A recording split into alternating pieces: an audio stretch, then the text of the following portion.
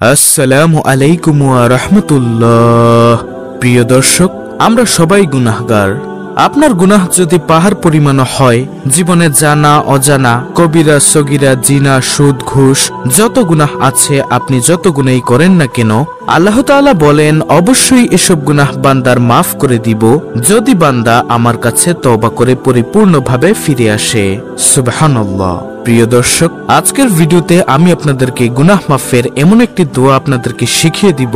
এই দোয়াটি যদি আপনি ফজরের পরে 3 বার এবং আসরের পরে 3 বার পড়তে পারেন, আল্লাহ তাআলা বলেছেন সমুদ্রের ফেনা রাশির মতো যদি আপনার পাপ থাকে তা আল্লাহ তাআলা ক্ষমা করে দিবেন।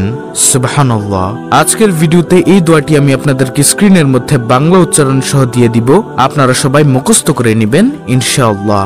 আমি বিশ্বাস করি যে ব্যক্তি চায় যে আমার সারা জীবনের সগীরা গুনাহ, কবিরা গুনাহ, সকল গুনাহ মাফ হোক, সে আজকের ভিডিওটি সম্পূর্ণ দেখবে এবং দেখে এখান থেকে শিখে পরবর্তীতে সেও এই গুনাহ মাফের আমলটি করে আল্লাহ তাআলার কাছে তার সকল গুনাহ ক্ষমা করে নিবে ইনশাআল্লাহ। তাহলে চলুন ভিডিওটি শুরু করা যাক।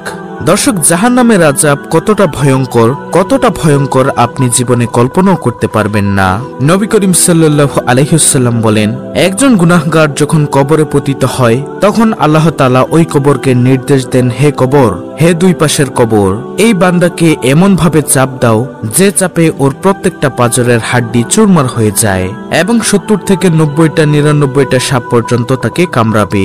আপনি এই দুনিয়াতে সামান্য গরম লাগলে আপনি ফ্যানের ব্যবস্থা করেন, এসির ব্যবস্থা করেন, অন্ধকার হয়ে গেলে লাইটের ব্যবস্থা করেন, কিন্তু ওই কবরের কথা একটাবার চিন্তা করুন। প্রিয় দর্শক, আপনি একটু চিন্তা করুন কবরের আযাব কতটা ভয়ঙ্কর হবে যখন কবরের মাটি আপনাকে চাপ দেবে। ওই আখিরাতের কথা শুধুমাত্র একটা মিনিট চিন্তা করুন। আল্লাহ তাআলা আমাদেরকে বিবেক বুদ্ধি দিয়েছেন, ওই বিবেকটাকে শুধুমাত্র 1 মিনিট খাটিয়ে চিন্তা করুন আখিরাত সম্পর্কে। আল্লাহু আকবার। আপনি ওই কবরের আযাব থেকে মুক্তি পাওয়ার জন্য কি করেছেন?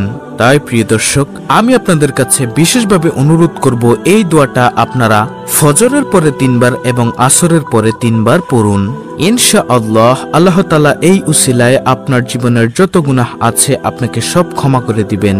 জানা অজানা যতগুলো আছে, যত গুনাহ আছে আল্লাহ তাআলা ক্ষমা করে দিবেন। আল্লাহ তাআলা পবিত্র কোরআনুল কারীমে বলেন, আমি জিন ও মানব জাতিকে সৃষ্টি করেছি শুধুমাত্র আমার ইবাদতের জন্যই। প্রিয় দর্শক, আপনি সর্বশ্রেষ্ঠ ধর্ম নিয়ে দুনিয়াতে জন্মগ্রহণ করেছেন এবং সর্বশ্রেষ্ঠ প্রাণী হয়ে এই দুনিয়াতে জন্মগ্রহণ করেছেন। আল্লাহ তাআলা আপনাকে এতই মর্যাদা দিয়েছেন যার কারণে সর্বশ্রেষ্ঠ করে দিয়েছেন। সর্বশ্রেষ্ঠ নবীর উম্মত হয়েছেন, সর্বশ্রেষ্ঠ জীব মানুষ হয়ে জন্মগ্রহণ করেছেন। কত সম্মান, কত মর্যাদা! ওই সর্বশ্রেষ্ঠ ধর্ম, সর্বশ্রেষ্ঠ পানি হিসেবে আপনি আল্লাহ তাআলার কাছে 2 হাত বাড়িয়ে দিয়ে আল্লাহ তাআলার কাছে মাফ চান, তওবা করুন। হে আল্লাহ, আমি জীবনে কত গুনাহ করেছি। হে আল্লাহ, জানা অজানা কত গুনাহ, সত্য মিথ্যা কত গুনাহ। হে আল্লাহ, আমার এই গুনাহের খবর যদি আমার পরিবার জানতো, আমার আত্মীয় স্বজন জানতো, আমার বন্ধু বান্ধব জানতো, আমার প্রতিবেশীরা জানতো, তাহলে কখনো তারা আমাকে মাফ করতো না। কিন্তু রব্বুল আলামিন, আপনি একমাত্র মালিক যে আমার সবকিছু জানার পরেও আমাকে খাবার বন্ধ করেন নাই, চাকরি বন্ধ করেন নাই, ব্যবসা বন্ধ করেন নাই, কোনো কিছুর অভাব রাখেননি। হে রব্বুল আলামিন, আপনি এক এবং অদ্বিতীয়। রব্বুল আলামিন, আপনার কাছে পরিপূর্ণ ঈমান রেখে আমি আপনার কাছে মাফ চাচ্ছি। এভাবে মুনাজাত করুন, এই দোয়াটা করুন। আমি আপনাদেরকে শ্রেষ্ঠ সময় এবং উপায়টা বলে দিচ্ছি গুনাহ মাফের। প্রিয় দর্শক, আপনারা তাহাজ্জুদের পরে আল্লাহ তাআলার কাছে বেশি বেশি নিজের জন্য দোয়া করুন, বাবা মার জন্য দোয়া করুন, গুনাহ মাফের জন্য দোয়া চান। কেননা শেষ রাতে আল্লাহ তাআলা প্রথম আসমানে নেমে আসেন এবং বান্দাদেরকে ডাকেন, হে বান্দা, তুমি আমার কাছে কি চাও, কি লাগবে তোমার, আমি তোমাকে তা দান করব। এভাবে আল্লাহ তাআলা প্রথম আসমানে নেমে আসেন। সুতরাং নামাজ পড়ুন 5 ওয়াক্ত, তাহাজ্জুদ পড়ুন, দোয়া পড়ুন এবং ইস্তেগফারের সাথে লেগে থাকুন। আল্লাহ তাআলার ইবাদত একটার সাথে আরেকটা কানেক্টেড থাকুন। দেখেন, আপনি যদি আল্লাহ তাআলার প্রিয় বান্দা হয়ে যান, ইনশাআল্লাহ আপনার মনের যত আশা আছে, আপনার যত বিপদ আপদ আছে, আপনার যত সমস্যা আছে, আল্লাহ তাআলা সবকিছু সমাধান করে দিবেন।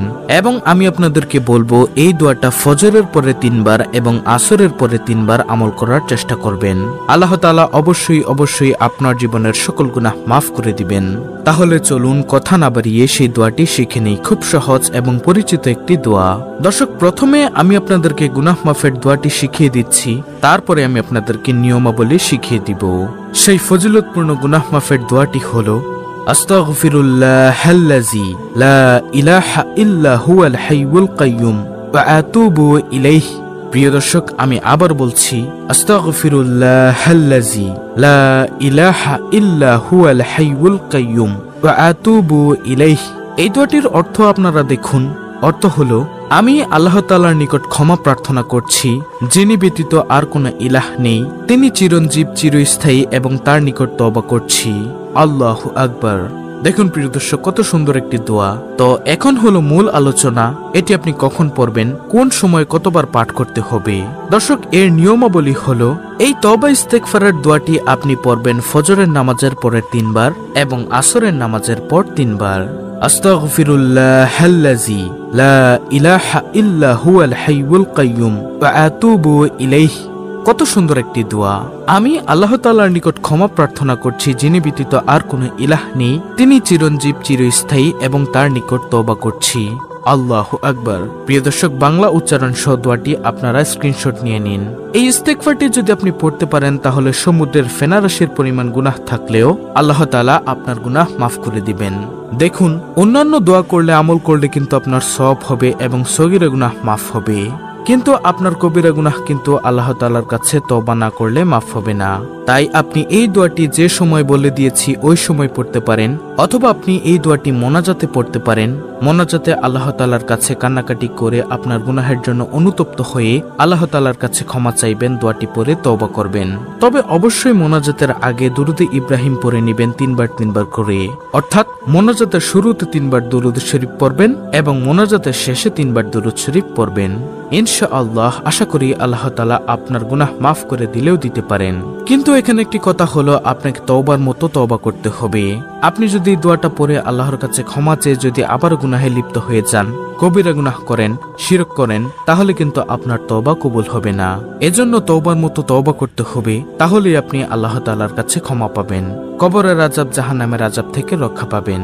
মনে রাখবেন, তওবা ও ইস্তেগফার দোয়াটি হলো আস্তাগফিরুল্লাহাল্লাযী লা ইলাহা ইল্লা হুয়াল হাইয়ুল কাইয়্যুম ওয়া আতুবু ইলাইহি। ইনশাআল্লাহ অনেক ফজিলতপূর্ণ একটি আমল।